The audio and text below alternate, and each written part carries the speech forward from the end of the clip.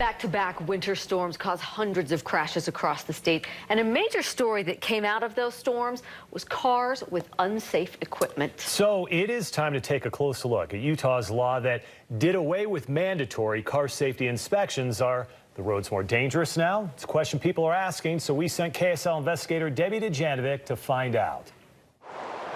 Cars held together with bungee cords, trucks illegally lifted to the point they swallow a small car on impact, headlights that probably belong on a Christmas tree, and crashes caused in part by bald tires. We have seen an increase in the number of vehicles that are either crashing, slide-offs, or they're having a hard time getting up the ramps. Bald tires putting this car into the ditch, shutting down the interstate in this crash, and killing people. A grandmother of 18, a father of 2.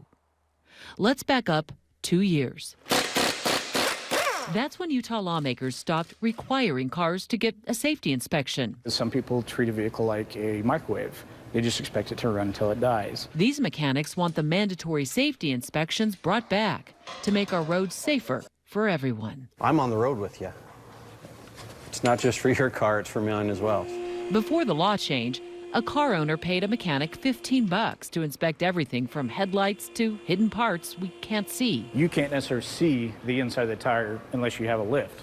Not many people have a lift at home. So if you look at this tire and you just see the outside of it because it's covered by the fender, you think I have good tires. Well, when you're getting an inspection, they're able to catch things like that. If we have excessive play in those, something like that's going to fail. Speaking of fail, mechanics see all kinds of scary stuff. Check this out. This is why we need state inspections. And it's not even in here for that to get fixed. No inspection requiring it to be fixed. A driver can keep on trucking. Ridiculous. The facts are that mandatory vehicle inspections are, by and large, a feel-good effort that yields little to no verifiable effort. This is Senator Dan McKay in 2017, telling his fellow lawmakers studies didn't support the state forcing car owners to visit a mechanic. He stands by it today. I know that our roads are safer today as a result of us doing away with vehicle safety inspections. The new law put police in charge of catching cars with safety problems. Troopers and police officers seem busy enough. Why give them more work to do? I'm not giving troopers more work to do. I think those of us who live among us that aren't caring for their cars or doing whatever, I think they're the ones adding to their labor.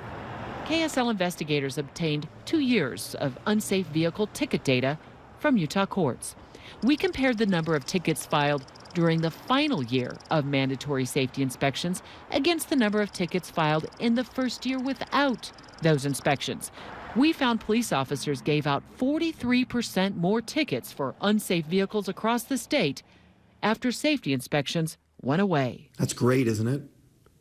People are getting immediate feedback on the safety of their vehicle, and they're able to go and get it repaired immediately. McKay says his law tacked on $1 to our car registrations to give the Highway Patrol $2.6 million in new money for more equipment and more troopers. But having additional enforcement and having additional troopers on the road really is making a difference for our roads. However, That hasn't happened. Mark Zeisiger is a lieutenant colonel with the Highway Patrol. He says not a single additional trooper has been hired with the money yet. The first thing they have is just a tint meter. The money has equipped each trooper with these safety inspection tools. So now troopers can check tire treads, window tint, and vehicle height, on top of looking out for drunk drivers, speeders, and people talking on their cell phones. We have a lot of demands. There's no question about it. He admits troopers can't inspect all 1.9 million cars on our roads. So the goal is to stop the cars that could cause a crash. Troopers stopped 35,000 last year. But on the side of the road, a trooper can't check what a mechanic could see in a garage. Obviously, we're not getting down into brakes and all those kind of things in the underside of the vehicle on a regular enforcement stop. Meaning the car on the road next to you may be unsafe to drive. And there's very little chance these safety inspections are coming back anytime soon because McKay tells me he's fine with the way things are now. All right, so Debbie, if someone failed their safety inspection in the past, they weren't able to register their car, right? So are there any penalties now? Well, they got to get you first, and then they give you what's called a fix-it ticket. If you decide to ignore that, that will eventually turn into a warrant for your arrest. So I put a lot more information about this on our website, ksltv.com. Becomes a process, though, doesn't it? It does. Gets you into the courts, and then you got to perhaps fight the ticket and the warrant eventually. Interesting. Just with the crashes we've seen, it begs the question. Yeah.